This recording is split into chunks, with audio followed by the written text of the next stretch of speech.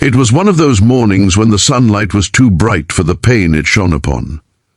The street was quiet, lined with tall green trees, birds chirping somewhere far away, and yet right there on the corner, a little girl stood beside a pink bicycle with white tires and a basket that once carried flowers and giggles.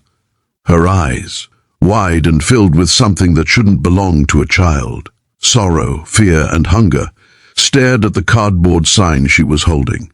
It read, "For sale." A group of bikers roared down the road, leather jackets glinting with metal studs, their engines growling like thunder.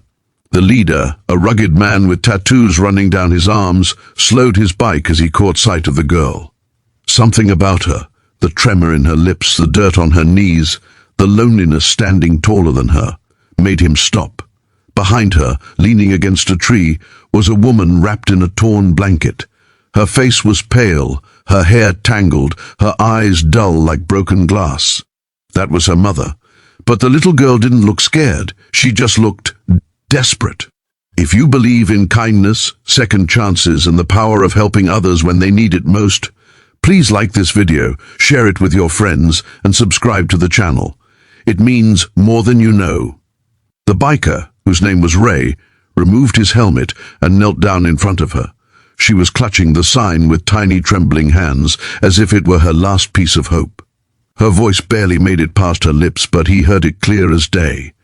She whispered, "Please buy my bike, sir. Mommy hasn't eaten in 2 days." Those words hit Ray harder than any fight ever had. Behind him, his brothers, tough men, with scars and leather and stories that could fill prisons, went silent. They had seen a lot in their lives, loss, betrayal, hunger, even death, but nothing could prepare them for the innocence of a child trying to sell her toy so her mother could eat. Ray looked at the woman behind her. She was sitting on the ground, weak. Her eyes shimmering with tears, she no longer had the strength to cry. He noticed how she tried to sit upright, probably ashamed, trying to hide her pain from strangers. There was something in that moment, something that stripped away the hardness from every biker standing there. They weren't looking at a homeless woman and a little girl. They were looking at their own daughters, their own sisters, their own mothers. Ray didn't ask questions. He just stood up, took a few steps toward the woman, and reached into his pocket. But when he tried to hand her a few bills, she shook her head. "I'm not begging," she whispered faintly. "My daughter just wanted to help. We lost everything." The world suddenly seemed crueler than ever. As Ray's gang stood there in silence, a faint wind rustled the trees above. The pink bicycle stood as a symbol of everything that should have been. Childhood, laughter, play, and everything that wasn't anymore. Ray turned to his brothers and nodded. Without saying a word, they understood. They were men of action, not talk. He told the little girl to keep her bike, but he took the "for sale" sign gently from her hands. "Let's take a little ride," he said softly. They loaded the bike into their van and asked the mother if she could trust them enough to follow. She hesitated, but there was something about Ray's eyes. They weren't cold like most. They carried warmth, something human, something real. As they reached their clubhouse on the edge of town, the mother couldn't hold back her tears anymore. The place looked rough. Heavy bikes, graffiti, men with leather jackets. But inside, the atmosphere was strangely comforting. There was laughter, food, the smell of grilled meat, and the kind of brotherhood you only see in people who've survived hell together. They sat the little girl down, gave her a plate full of food, and watched her eat like it was the first time she'd tasted something in days. Her mother hesitated to take a bite, tears rolling down her cheeks as she whispered, "Thank you. But you don't even know us." Ray leaned back in his chair. "You don't need to be known to be helped," he said quietly. The next few hours revealed a story none of them expected. The woman's name was Clara, and the little girl was Lucy. They used to live in a small rented house on the outskirts of town. Clara had lost her husband a year ago in an accident that wasn't her fault, but she was blamed for it. Her husband's employer refused to release his insurance money, claiming false documents. The company's lawyer even evicted her when she tried to fight back. She had nothing left. No home, no savings, no family who would help. She'd been sleeping in shelters, moving from place to place, trying to find a job while protecting her daughter. And the worst part? The man who cheated her was still out there. The owner of the construction company her husband worked for. A man who drove luxury cars and smiled in newspaper photos. When Ray heard that name, his jaw tightened. He knew the man.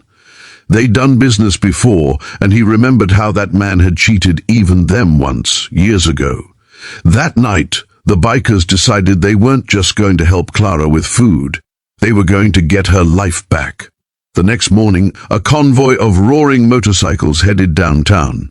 People stared as they passed, leather jackets gleaming in the sun, the words "Hell's Angels" stitched across their backs. But this wasn't a ride for rebellion. This was a ride for justice. They reached the company's office where polished glass reflected their gritty reality.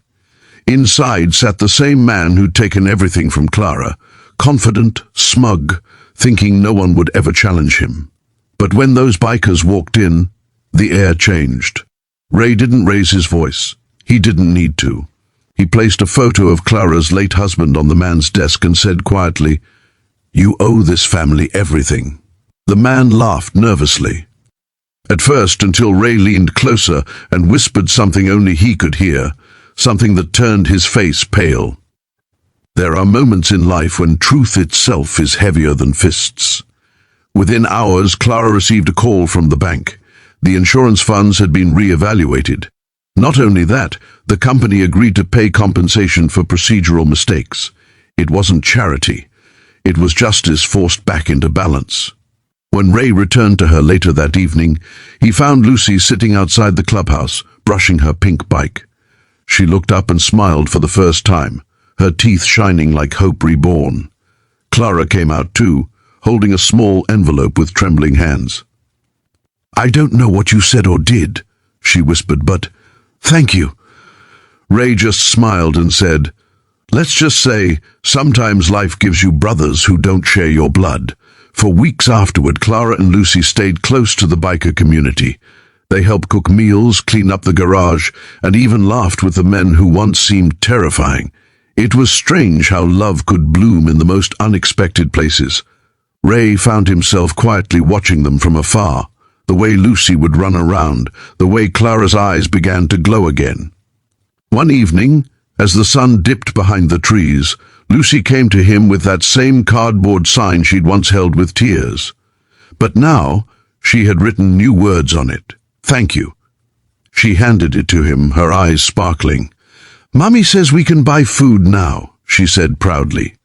"And we're getting a small house again."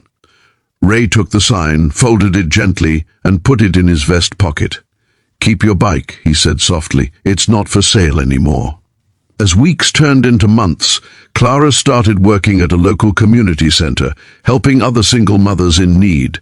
The bikers would sometimes drop by, pretending they just happened to be in the area, but everyone knew they were keeping an eye on their new family. They even fixed up Lucy's pink bike, replacing the basket, with a new one that had their club's small angel wing emblem painted on it, a symbol of protection. Time passed, but the memory of that day, a hungry child trying to sell her only toy for her mother's sake, stayed with every one of those men. It changed them. It softened their edges, reminded them of the humanity they'd long buried beneath scars and tattoos. And for Clara and Lucy, it was proof that even in the darkest times, angels sometimes come on motorcycles. If this story touched your heart, please don't forget to like this video, share it with someone who needs hope today, and subscribe to the channel for more stories that remind us of the goodness still left in this world. Before you go, please take a moment to comment below. Do you believe small acts of kindness can truly change someone's life? Because sometimes it's not about grand gestures. Sometimes it's about stopping your bike, listening to a little girl, and deciding that her story deserves a better ending. And that's exactly what they did.